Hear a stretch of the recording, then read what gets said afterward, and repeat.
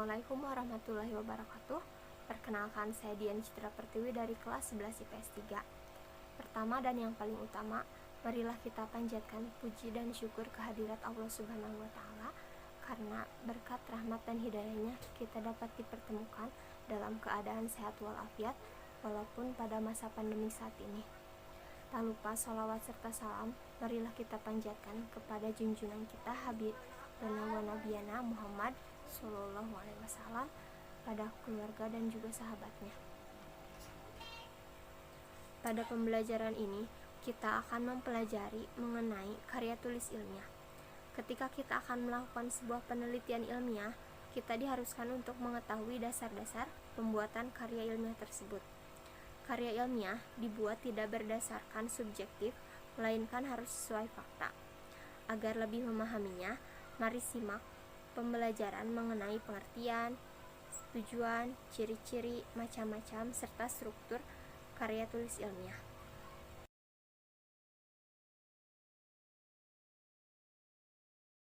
Pengertian.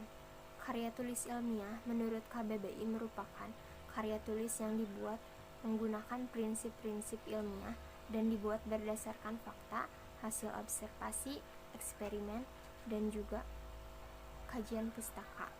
2. Tujuan karya tulis ilmiah. 1. Wahana melatih ide tersurat dalam bentuk karya tulis yang sistematis dan metodologis. 2. Wahana transformasi pengetahuan antar sekolah dan juga masyarakat. 3. Membuktikan pengetahuan dan potensi siswa dalam menghadapi dan memecahkan sebuah masalah. 4. Melatih keterampilan dasar untuk melakukan sebuah penelitian. 3. Ciri-ciri karya tulis ilmiah. 1. Reproduktif. Karya tulis ilmiah yang ditulis oleh peneliti harus dimaknai oleh pembacanya sesuai dengan makna yang ingin disampaikan. 2. Tidak ambigu, dengan artian menggunakan bahasa yang tidak membingungkan dan bisa langsung diterima oleh pembacanya. 3. Tidak emotif, dengan maksud tidak melibatkan aspek perasaan dari penulis, sebab karya ilmiah harus memaparkan fakta yang didapat dari analisis, bukan perasaan subjektif penulis. 4. Menggunakan bahasa baku. Penggunaan bahasa baku itu meliputi setiap aspek penulisannya, mulai dari sumber, teori, hingga kesimpulan. 5. Menggunakan kaidah keilmuan. Penggunaan kaidah atau istilah keilmuan menjadi takaran seberapa ahli peneliti dalam bidang keilmuannya. 6. Bersifat dekoratif, yaitu memiliki satu makna. 7. Terdapat kohesi, yaitu saling berkesinambungan antar bagian dan bab, dan juga tidak bertele-tele. 9. Menggunakan kalimat efektif. Macam-macam karya tulis ilmiah. 1.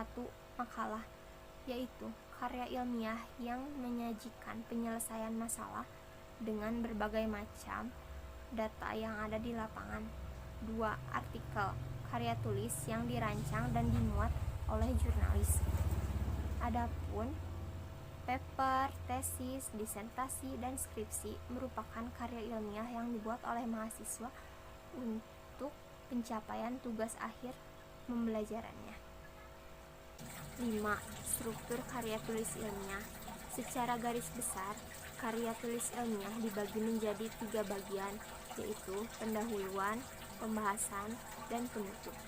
Ketiganya memiliki sebagian lagi agar karya tulis bisa dipahami dari latar belakang, teori, metode yang digunakan beserta hasilnya.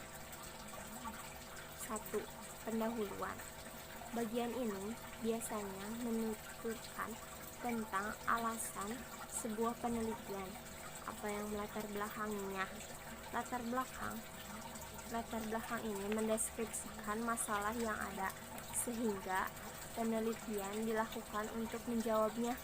Pada bagian ini juga dibahas tujuan penelitian sebagai solusi atas masalah yang terjadi. Selain itu, ada pula batasan penelitian agar topik penelitian tidak keluar jalur dan tetap pada topik. 2. Isi dan pembahasan. Bagian ini menguraikan teori yang akan digunakan dalam penelitian. Pada bagian ini, kita perlu menjelaskan tahapan-tahapan yang dilakukan dalam penelitian. Setelah itu, memaparkan hasil penelitian yang telah dilakukan berdasarkan data dan fakta yang didapatkan. 3. Penutup atau kesimpulan, berupa simpulan serta penjelasan singkat dari hasil penelitian. Kita menilai apakah hasilnya bisa menjadi jawaban atas latar belakang yang dipaparkan di pendahuluan atau tidak. Tapi, satu hal yang perlu dicatat, tidak ada penelitian yang sia-sia. Kalau belum bisa menjawab masalah, maka hasil penelitian itu dapat kita gunakan untuk menjadi basis penelitian selanjutnya. Dan yang terakhir, berikan saran berdasarkan hasil penelitian. Saran tersebut bisa berupa praktis masyarakat, bisa juga saran akademis bagi mereka yang akan melanjutkan penelitian nantinya, agar mendapatkan hasil yang lebih baik. Kesimpulannya, karya tulis ilmiah itu sangat penting, karena setiap rincian penelitiannya akan berguna untuk masa depan, terutama pada jenjang perkuliahan, dan juga berperan penting dalam mendapatkan sebuah gelar. Saran, karena karya tulis sangat penting, maka kita diharuskan untuk benar-benar memahami bagaimana cara membuat karya tulis ilmiah yang baik dan benar dalam segala aspeknya. Sekian video pembelajaran dari saya. Mohon maaf bila ada kesalahan kata dan perilaku. Terima kasih sudah menonton. Wassalamualaikum warahmatullahi wabarakatuh.